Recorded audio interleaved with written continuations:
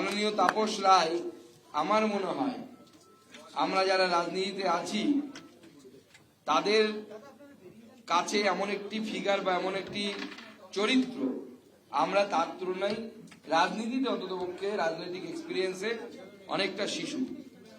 প্রায় 50 বছরের বেশি সময় ধরে উনি রাজনৈতিক কর্মকাণ্ডে যুক্ত আছেন। একসময় কংগ্রেস করেছেন, পরবর্তী সময়ে তৃণমূল কংগ্রেসের অন্যতম কর্ণধার ছিলেন। আজকে মাননীয় তাপসদা তার বিধায়ক পদ থেকে ইস্তফা দিয়ে আজকে আমাদের দলে যোগদান করছে।